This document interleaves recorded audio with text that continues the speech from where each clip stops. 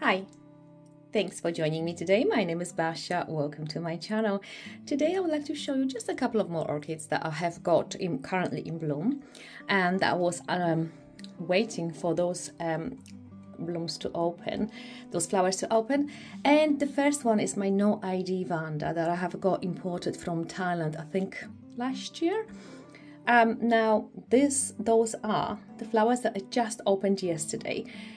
So eventually when those flowers are fully opened and kind of matured, quote unquote, they will change the color. They're gonna be more yellow browny in color, and the lip will be a more fuchsia. But just to bring you a little bit closer, this Vanda, like I said, is no ID. However, I have searched on the internet everywhere for over a year now since I've got it for the ID, because it was sold to me as Vanda tessellata cross to Vanda Mimi Palmer. Obviously it does not look anything like that,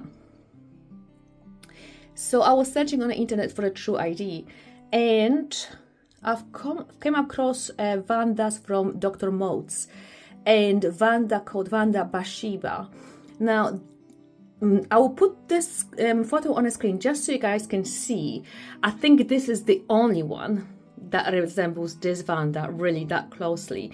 I think the lip is a little bit different shape, but it's really similar to this one. As I said, those flowers in my Vanda, they will change the color and they will become more yellowy, and they will become more looking like Vanda of Dr. Moat's Bathsheba. But again, I can't be certain for 100%. It's 100% certain because, like I said, it clearly is some sort of hybrid, and as it comes with hybrids, unless you have got solid ID, it's really hard to find out what it is. So this Vanda is absolutely amazing. I love it so much. It's flowering for me really any time of the year. However, this spring I think it lost some roots, and it took a while to grow those roots back. Actually, I've got a few Vandas that lost roots. I don't know why. It was in the spring. I think maybe we had kind of like a coldish weather, and they just didn't like it and dropped the roots. So this one took a while to grow the roots back. And now, once she's got her roots back, she also gave me the flowers back. But previous to that, she flowered for me, I think, 3 or 4 times. So yeah, it's very prolific Vanda. And the flowers are gorgeous. Absolutely gorgeous. And I love the lip. Scent-wise, it smells like Listerine. So, and anyway, at least to my nose. So, I don't really know if I like the scent, and I said that before, I should call it Listerine Vanda. I don't know if I like the scent, but I do like the flowers. So that is my first flowered Vanda.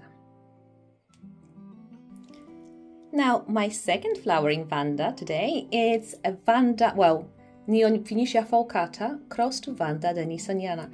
The flowers haven't got any fragrance now. This orchid has flowered for me previously, and it does have a gorgeous scent. However, the flowers don't have a fragrance at the moment because being this kind of hybrid, it's fragrant in the evening more so, and in the morning rather than in the afternoon. And now it's afternoon, but it does smell a little bit like a Neophoenicia fulcata. You've got this vanilla scent to it, and also like Vanda denisoniana with this very heavy honey. Flowers are quite small, but they're very beautiful, and they do resemble, if you look at the lip, they do resemble Vanda denisoniana, but they do have a spur of Neophoenicia fulcata flowers. So it's kind of a right mixture. This year flower spike is rather poor because it's got only, as you can see, it's gonna have 4 flowers. I had the flower spike with a lot more, but this was another Vanda that dropped the roots, and it's recovered now and is sending flowers, which I cannot complain. Yes, very compact vanda, very easy to grow. It grows more or less like Neophynecia faucatas, really. It's got exactly the same care conditions. And yes, it's absolutely gorgeous. I love this one. And the next flowering orchids is the one that I've featured in my previous video, but it just had the buds. Now it's got open flowers. Not all of them. It's still opening the flowers. This one is kind of growing upside down. It's my gorgeous Alisara Winter Wonderland. It does have a scent. It's very strong peppery scent. It kind of smells like Zygopetalum. As I mentioned, this flower spike is quite short and the flowers can't really fit in. As I have mentioned, the flowers are very long-lived. They are very scented, especially when the sun hits them. It can really fill the room with a fragrance. They are decent size. There we go. I haven't got big hands, but the flowers are decent size. They have got a gorgeous coloration, and that lip is absolutely amazing. It kind of looks like a throat of a dragon. Not that I know that it looks like the throat of the dragon looks like, but I can imagine from Game of Thrones. So yes, it's absolutely beautiful again, and very, very easy to grow. It's really not fast at all. And so I think it bloomed for me before in the spring, it bloomed in the summer, and again, it does not have a set season like some of the orchids. It just throws whenever the pseudobulb matures. It will throw a flower spike or two or four, like in this instance. So yeah, it's gorgeous. It's not big, and I grow this one on my windowsill. So it just shows how easy this orchid is.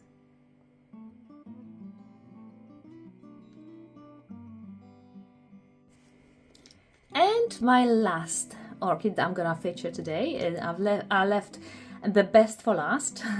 This is my first time flowering. This is Cattleya wallisii, variety Fantasia Fairy. The flower is kind of facing downwards, so it's quite hard to film it. But the flower is just open today, so I'm pretty sure it's gonna still stretch out because it's not fully open, but I thought I have to film it right now. It has got those gorgeous striations throughout the petals and sepals. Absolutely stunning lip, and is very fragrant. It kind of has like a rose fragrance, kind of very, very floral with hints of citrus. I don't know if you do have roses from David Austin, in particular rose Boscobel. It smells just like Boscobel.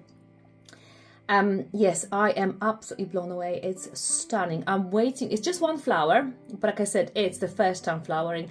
And for a first time flowering orchid, because it was a seedling when I got it, I think the flower is pretty good condition, pretty nice, good form. Again, I am absolutely in love with that, with the lip.